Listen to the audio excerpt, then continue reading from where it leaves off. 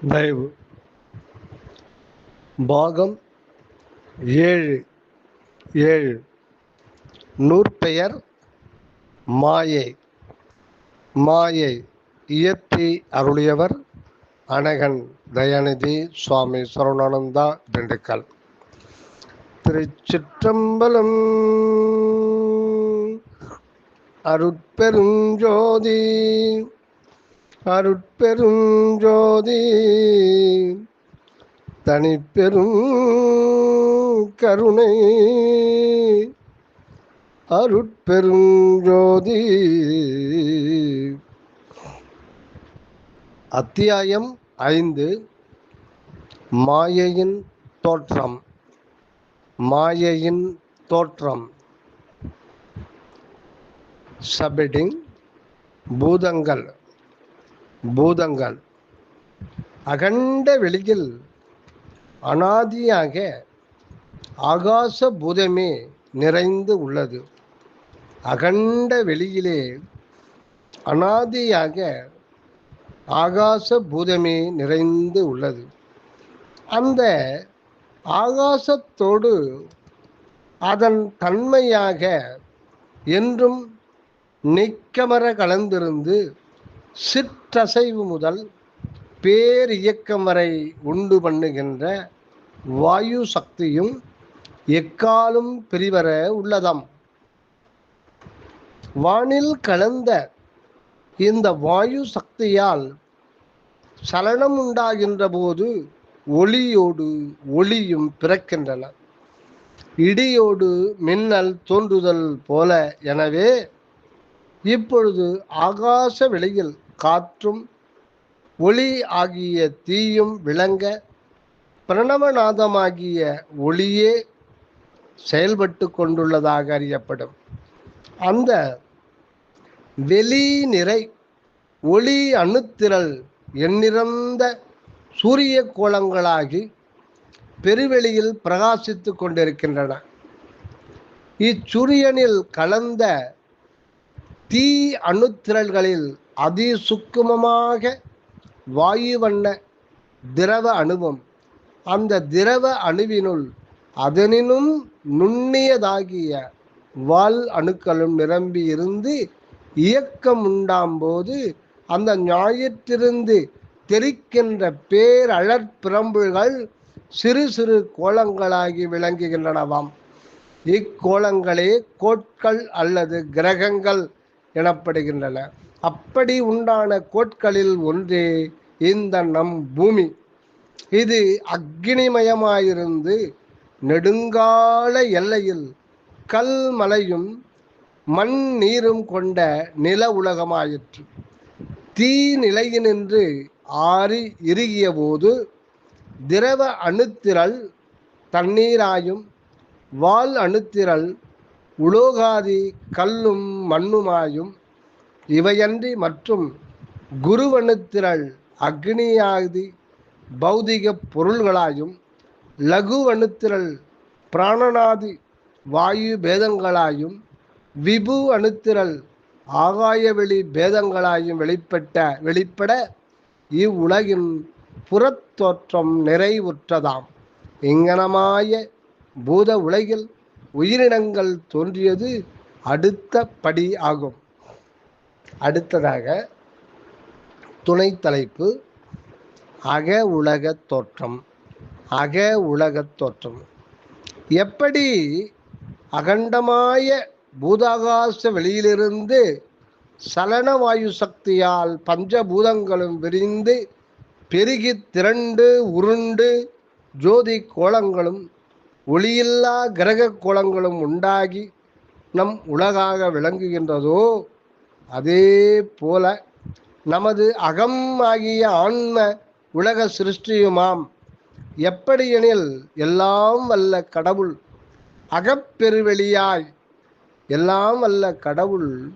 அகப்பெருவெளியாய் நிரம்பியுள்ளார். முதலில்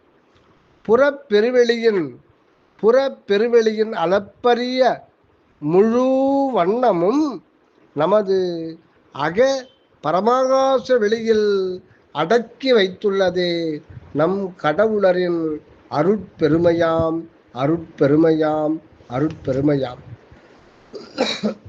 சிற்றணுவினும் சிறியதாய் உள்ள ஆன்ம அணுவின் உள்ளிருந்து அகண்டாகாச பெருவெளி உலக அனுபவம் முற்றும் கண்டுகொண்டு ஆனந்திக்க உள்ளதாகும். இது மிக மிக முக்கியமானதாகும். புறப்பெருவெளியின் அளப்பரிய முழு வண்ணமும் நமது அக பரமாகாசன் வெளியில், அதாவது தலை நடுவிலே முகுள மூளைக்கு மேல் ஒரு சிறிய வெற்றிடம் இருக்கிறது. அந்த மிகச்சிறிய வெற்றிடத்திற்குள்ளுதான் அக பரமாகாச வெளியில் அடக்கி வைத்துள்ளதே நம் கடவுளரின் அருட்பெருமையாம் அருட்பெருமையாம். சிற்றணுவினும் சிறியதாய் உள்ள ஆன்ம அணுவின் உள்ளிருந்து அகண்டாகாச பெருவெளி உலக அனுபவம் முற்றும் கண்டுகொண்டு ஆனந்திக்க உள்ளதாம் இந்த ஆன்ம வெளியில் உள்ளதாகும். இந்த ஆன்ம வெளியிலே பரமாகாச வண்ணமாய் உள்ள நம் பதியினிடத்து அவரது அருட்பெரும் சக்தி இடையறாது இருந்து அருட்பெரும் ஜோதியாய் காரியப்பட்டு ஆட்சி புரிகின்றதாகும். இப்பதியின் அருட்சக்தியே ஓர் ஆன்ம அணுவில் உயிர் சலனத்தை தோற்றுவித்து புற பூத அணுக்களை கிரகித்து உடலாக ஆக்கிக் கொள்ளுவதும் பின்பு விடுவதும் பின்னர் வேறு ஒரு தேகத்தை ஏற்பதுமாய் இருக்கின்றதாம். இப்படியாக பன்னெடுங்காலம் பிறந்து பிறந்து இறந்து இறந்து இந்த உயர் பிறப்பில் வந்து அந்த அருள் ஒளி தன்னைத்தான் வெளிப்படுத்தி தன்னைத்தான் கண்டு கொள்ளுகின்றதாம். இந்நிலையில் தான் அருட்பெரும் ஜோதிபதியின் உண்மை சத்விசார கண்ணுக்கு புலனாகின்றது. இந்த ஜோதி இதற்கு முன் அறியப்படவில்லை.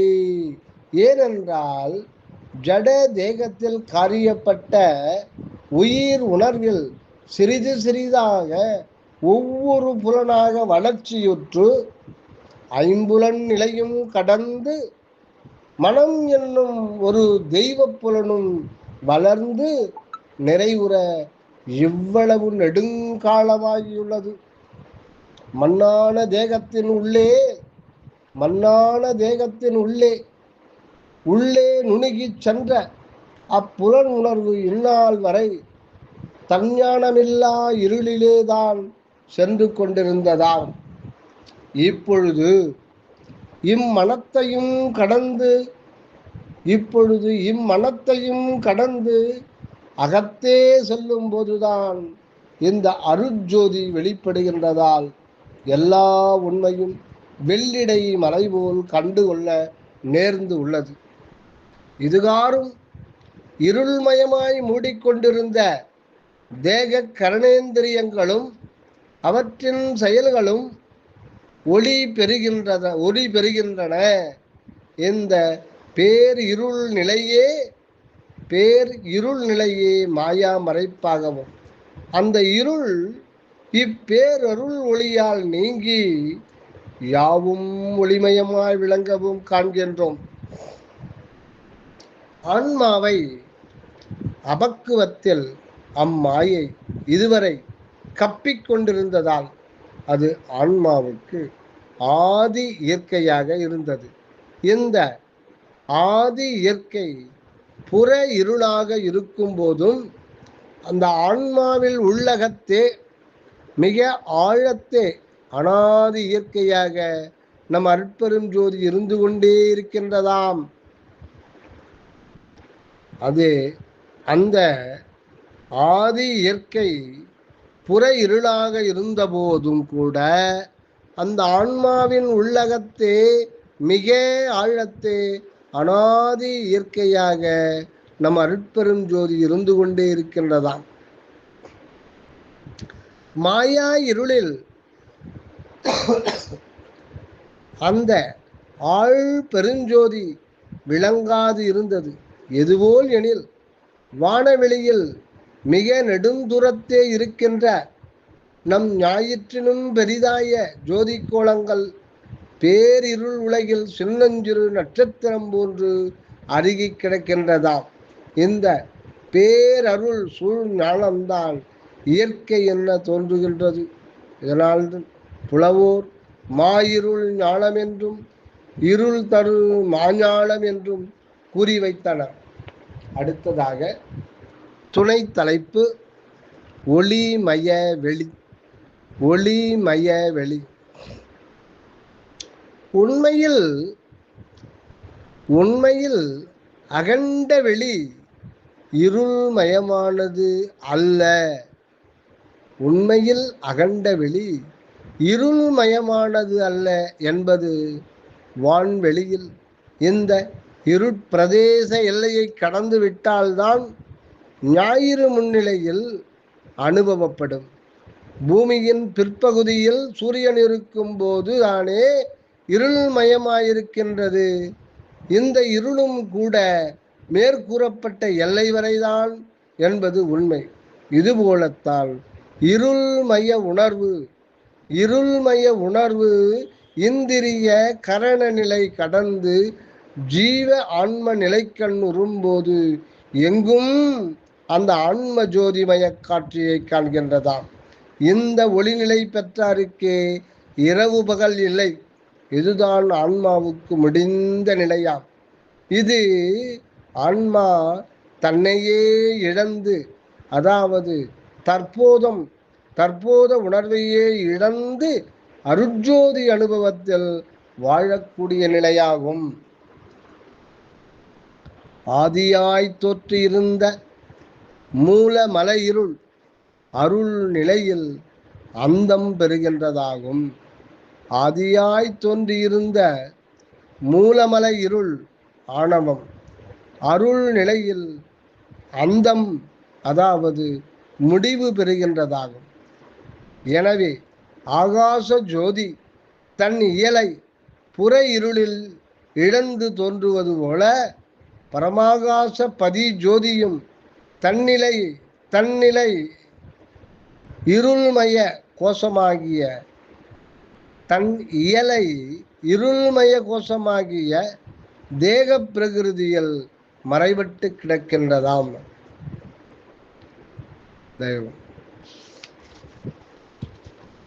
நமது அருட்பெருஞ்சோதி இயற்கையில் தனிப்பெரும் கருணையோடுதான் விளங்கி கொண்டிருக்கின்றது என்றாலும் இந்த உண்மை அருட்பக்குவமடைய பெறாதவரை இருள்மய மறைப்பாகத்தான் உணரப்படுகின்றதாம். இந்நிலைதான் மாயை எனப்படுவதுதான் அந்த அருட்ஜோதி என்பது அறியாது மாயா தேகமே நான் என கருதி கிடத்தல் மாயையின் செயல். அருட்ஜோதி உண்மை வெளிப்படுவதே அதன் இயற்கை செயலாயிருந்தும் அச்செயல் நேரடியாக தோற்றாமல் இருள் மாயா செயலாகத்தான் திகழ்கின்றது. அடுத்ததாக துணை தலைப்பு ஆன்மாவின் ஆதிநிலை. ஒரு ஆன்மாவில் கடவுள் அருட்செயல் முறையே மூல ஆணவ மனமாக தோற்றியிருந்து மேல் மாயா கண்ம தேகத்தை போர்த்தி கொள்ளுகின்றதாக தோற்றுகின்றதாம்.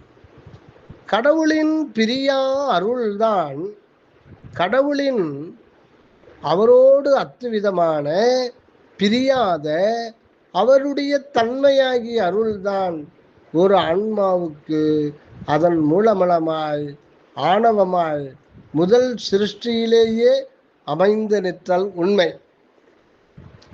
இந்தப்படிதான் ஒரு ஆன்மாவுக்கு இயற்கையாக ஆணவம் செம்புக்கு களிம்பு போல் வந்தது என்ற இந்த ஆணவ கூற்றின் மீது மாயா கண்ம தேக சேர்ப்பு உண்டாகி இருளில் கிடக்கின்றது ஒவ்வொரு உயிரும். அவ்வுயிர்க்கு அறிவு ஓங்கி அருள் ஞானத்தால் ஆணவ இருள் விலகுகின்ற போது அந்த மாயையும் அருளாகவே அறிந்து கொள்ளப்படுகின்றதாம். அடுத்ததாக துணை தலைப்பு மாயை அருளே. மாயை அருளே, கடவுளுடைய திருவருளே. மாயை உண்மையில் திருவருளே என கண்டுகொள்ள வேண்டியது நம் கடமை. அப்படி கொள்ளாது அம்மாயை அந்த அருளுக்கு மாறுபட்டதும் எதிரிடையானதும் விளக்கப்பட வேண்டியதுமாக ஒன்றாக கொள்ளுதல் அபக்குவமே அபக்குவமே. அடுத்து சப்ஹெட்டிங் மாயையை பிரித்து அறிதல். மாயையை பிரித்து அறிதல். மாயை என்பது கடவுள் சிருஷ்டியில் ஓர் விளக்கப்பட வேண்டிய தத்துவமாக கொண்டனர் முன்னோர். மாயை என்பதை கடவுள் சிருஷ்டியில் ஓர் விளக்கப்பட வேண்டிய தத்துவமாக கொண்டனர் முன்னர். கடவுள் முதற் காரணமாயும் அவருக்கு அவரது அருளே துணை காரணமாயும் அவரது மாயை அவருக்கு புறம்பாகிய ஒரு நிமித்த காரணமாயும் கொள்ளுவர். குலாலன், தண்ட சக்கரம், களிமண் மூன்றுமே மேற்குறித்த மூன்றுக்கு ஒப்பு என்பர். மாயை என்னும் ஒன்று இல்லாமல் கடவுள் தன் சக்தியால் மட்டும் உலகை சிருஷ்டி செய்யக்கூடாது என்பர். உயிருக்கு தேகாதி பிரபஞ்சம் மாயையின் கூறு என்பவர்கள் இது மருள் செய்யும் ஒன்றாகவே கொண்டு விலக்கிச் செல்லவே முயலுகின்றனர். அருள் அடைவதற்கு இந்த மாயாமருள் நீங்கத்தான் வேண்டும் என்பது முன்னோர் கொள்கை. மண்கூறு மிகுத்ததும் மாசு உடையதும் பிணிமூப்பு சாக்காட்டிற்கு இடமானதும் சதா மாறுபட்டு ஒழியும் தன்மை கொண்டது. ஐம்புலன்களை வளர்த்து மெய்ஞான வழியை அடைத்து கொண்டிருப்பதும் இந்த மாயா தேகமே என கூறி இதனிடத்து பற்று உண்டாகாதவாறு தடை செய்தனர் ஆன்றோர். அவற்றின் கூற்றை நம்பிய பின்னோரும் இத்தேகத்தை இழிவாக கருதி மாயை நீக்கி மண் அருள் பெறுவதற்கு அதிகம் முயன்றார்கள். இதற்காக எத்தனை கதைகள், எத்தனை கற்பனைகள், எத்தனை யோக சாதனா முறைகளெல்லாம் வகுத்து கொடுக்கப்பட்டன. அவைகளை எல்லாம் கொண்டு நெடுங்காலம் கடும் பிரயாசைப்பட்டு இந்த மாயா தேக பந்தத்தை விலக்கிக் கொள்ள முயன்றனர்.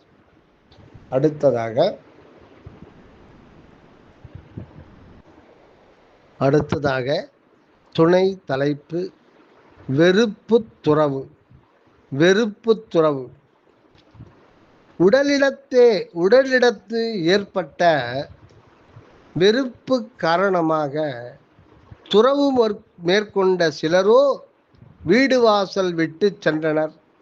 காடு மலைகளை தேடி அங்கு கந்த மூல பலாதிகளை உண்டு கண்மூடி தவம் செய்து மாயா தேகத்தை பிரித்துவிட்டு மண்ணில் மறைந்து விட்டனர். மற்றும் சிலர் மனைவி மக்களால் பந்தம் ஏற்பட்டு முக்தி பெறக்கூடாது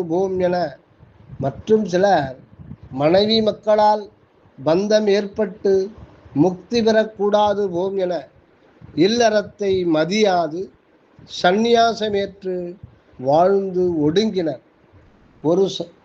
ஒரு சாரார் பெண்டிரை குறை கூறி அப்பெண் என்ற உடலை அலட்சியப்படுத்திவிட்டு கடவுளை காண முயன்றனர். இவர்களால் எவ்வழியிலும் திருவளை பெற்று கொள்ளப்படவில்லை. இவர்களால் எவ்வழியிலும் திருவருளை பெற்று கொள்ளப்படவில்லை. மாயா தேகத்தை பிரித்துவிட்டு மாயாத ஆன்ம வாழ்வில் வாழ கருதியவர்கள் அந்த தேக ஒழிவால் எல்லாம் இழந்து விட்டதை கண்டவர்கள் வேறு வழியை காண்பதற்கு முற்பட்டனர். அந்த மாயையில் பற்றின்றி பக்தியினால் உடலை கடந்து பதிநிலை எய்தலாம் என பார்த்தனர். உடற்பற்று இல்லாத விடத்தும் உள்ளிருந்து அனகபக்தி உண்டாகாததால் அந்த உடல் ஒழிந்து போகவே நேர்ந்ததாம். அடுத்ததாக துணைத் தலைப்பு அத்வைத கொள்கை.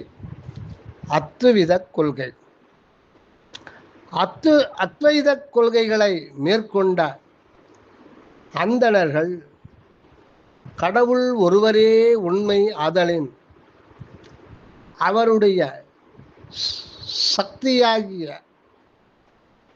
தோன்றி விளங்குகின்ற மாயை நித்தியமில்லாத மித்தை ஆதலின் அதனை கருத்தில் பற்றாது விடுத்து அந்த மாயா வடிவுக்குள் மண்ணும் பரனையே பாவனையால் போற்றி பக்தி செய்திருத்தல் ஒன்றே அத்விதானந்தமுறும் முறை என்றும் கூறினர். தேகப்பற்று இதில் நீங்கவில்லை. ஏனெனில் தேகத்தை மதியாது அதற்கு உள்ளிருக்கும் பாவனாபதியை எப்படி போற்றி பணிவதோ அது சாத்தியப்படாது. பொய்ப்பாவனையால் தானும் கெட்டு பதி அருளும் கிட்டாது வீணிலே பிரிய நேர்ந்ததாம். அடுத்ததாக உடலை மதியாமை அறியாமையே. ஆகவே மாயையை பிரிந்து சென்று பெருநலம் பெறல் கூடாது என பின்னோர் கண்முன் கண்டு தேகத்தை மதித்து வாழத் தொடங்கினர். அப்படி மதியாமையாலும் உடலை கேவலம் புண்புடால் ஆக்கை என கொண்டு அதனை விட்டாலே முக்திக்கு வழி கிடைக்கும் என்றும் கருதி வந்தது பெருந்தவறு என்று தீர்மானித்த பின்புதான் உடம்பினை வைத்து உயிரினை வளர்த்து ஓய்வு பெற வேண்டுமென்ற தெளிவு ஏற்பட்டதாம். உடம்பினை முன்னம் இழுக்கு என்று இருந்தேன் என கூறிய திருமூலர் இப்பொழுது உடம்பால் அழியில் உயிரார் அழிவர் திடம்பட மெய்ஞானம் சேரவும் மாட்டார். உடம்பை வளர்க்கும் உபாயம் அறிந்தே உடம்பை வளர்த்தேன் உயிர் வளர்த்தேனே. ஆக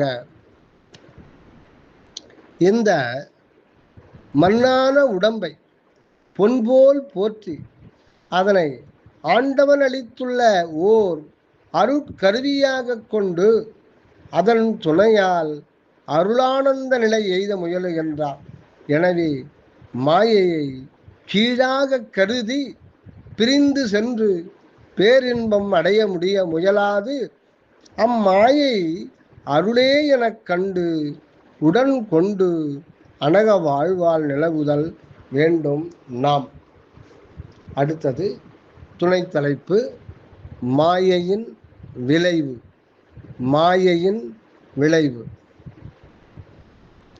மாயை என்ற வித்திலிருந்து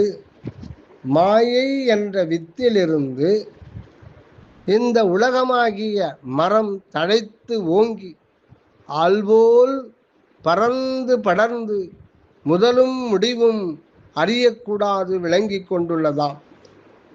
பிரபஞ்ச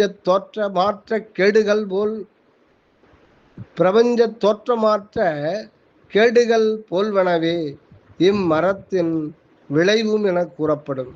இம்மரத்தில் இன விருத்தி வித்துக்களில் உட்பொருந்தி இருந்து வெளிப்படுகின்றதை யாவரும் அறிவார். இதுபோல் இந்த மாயா விருஷம் ஆன்ம சிற்றணுவையே தன் விதையாய்க் கொண்டிருந்து வெளிப்படுகின்றதாகும். இந்த வித்துக்கு அதன் முளைபோல் ஆன்மாவுக்கு ஆணவமலம் ஆதி இயற்கையாக உள்ளது அறிவோம். தயவு. இனி அடுத்த பதிவில் இதன் தொடர்ச்சியை காண்போம். தயவு.